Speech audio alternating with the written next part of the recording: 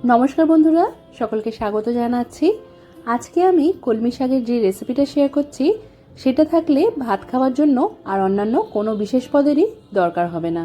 চলুন তাহলে ঝটপট আজকের এই সুস্বাদু রেসিপি দেখে নেওয়া যাক। এখানে আমি এক আটি কলমি শাক ভালো করে প্রথমে বেছে নিয়েছি।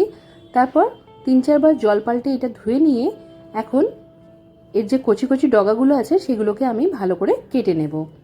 আরেকদিকে আমরা এই রান্নায় যেহেতু একটু মাছ ব্যবহার করব, তাই মরলা মাছটাকেও ভালো করে ধুয়ে পরিষ্কার করে রেখেছি। আর এর মধ্যে ওপর থেকে অল্প নুন আর হলুদ গুঁড়ো দিয়ে রেখেছি। সাথে একটু বেগুন আর আলুকে আমি এইভাবে লম্বা লম্বা পাতলা পাতলা করে কেটে নিয়েছি। আর জল দিয়ে ধুয়ে নিয়ে জল ফেলে দিয়ে অল্প অল্প করে নুন হলুদ মাখিয়ে রেখেছি। এইভাবে আগে থেকে আলু আর বেগুনের নুন হলুদ মাখানো থাকলে এগুলো তাড়াতাড়ি নরম হয়ে যাবে। এবার রান্নাটা করার জন্য একটা কড়াইয়ের মধ্যে আমি প্রায় 3 টেবিল চামচের মতো সর্ষের তেল খুব ভালো করে গরম করে নিয়েছি। এবার তেলটা গরম থাকা অবস্থাতেই এর মধ্যে আগে থেকে নুন হলুদ মাখানো মরলা মাছগুলো দিয়ে দিলাম। মরলা মাছটা তেলে ছাড়ার পর আমরা 2-3 মিনিট অপেক্ষা করব। তারপর উল্টে পাল্টে চারিদিক দিয়ে ভালো করে মাছটাকে ভেজে নিতে হবে। দেখতেই পাচ্ছেন এখানে সুন্দর করে মাছটা ভাজা হয়ে গেছে। এবার এটা আমি কড়াই থেকে তুলে নিচ্ছি। আর কড়াইয়ে মাছটা ভাজার পর তেলটা একটু কমে গেছে, তাই এর মধ্যে আরও 2 চা চামচের মতো তেল আমি যোগ করব। এই তেলটাও ভালো করে গরম করে নিয়ে এবার এর মধ্যে দিয়ে দিলাম কালো জিরে ফোড়ন। এখানে প্রায় 1/4 চা চামচের মতো কালো জিরে ফোড়ন দিয়েছি। এর সাথে এর মধ্যে যে আলু আর বেগুনটা ছিল, যার মধ্যে আমরা প্রায় 5-6 মিনিটের জন্য নুন হলুদ মাখিয়ে রেখেছিলাম, সেই নুন হলুদ মাখানো আলু আর বেগুনটা দিয়ে দিলাম তেলের মধ্যে। আর দেখবেন আপনারা যখন আমরা সবজিতে নুন হলুদ মাখিয়ে রাখি আগে থেকে, তো অনেকটা জল ওঠে, তো সেই জলটা ফেলে দিয়ে কিন্তু আমাদের সবজিটা দিতে হয়। তাহলে সবজিগুলো তাড়াতাড়ি নরমও হয়ে যায় আর টেস্টটাও বেশ ভালো থাকে, একটু ক্রাঞ্চি থাকে। তো 2 মিনিটের মতো একটু নাড়াচাড়া করে নিয়েছি বেগুন আর আলুটা। এবার এর মধ্যে দিয়ে দিয়েছি আমি 1 টেবিল চামচের মতো ঘষে রাখা পেঁয়াজ। তার সাথে 1 চা চামচ দিয়ে দিয়েছি আদা বাটা আর 1 টেবিল চামচ দিয়ে দিয়েছি রসুন বাটা। কলমি শাক রান্নায় একটু রসুন বাটার ব্যবহারটা বা রসুন কুচির ব্যবহারটা বেশি করলে স্বাদটা বেশি ভালো লাগে। এবার এই সব কিছুর সাথে আলু আর বেগুনটাকে ভালো করে মিশিয়ে নিতে হবে।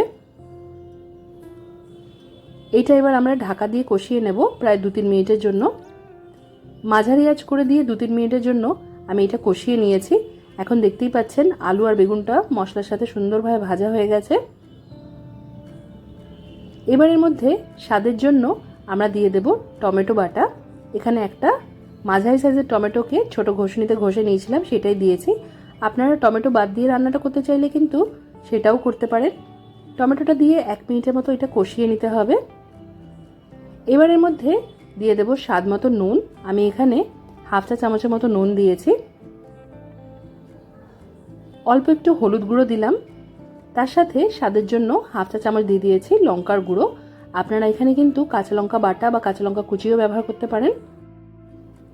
মশলার সাথে ভালো করে সবকিছু মিশিয়ে নিয়ে 1-2 মিনিট কষিয়ে নিতে হবে। তারপর এর মধ্যে পরিষ্কার করে এইভাবে কেটে রাখা শাক দিয়ে দিতে হবে। শাকটা দিয়ে সবকিছুর সাথে ভালো করে মিশিয়ে নিতে হবে।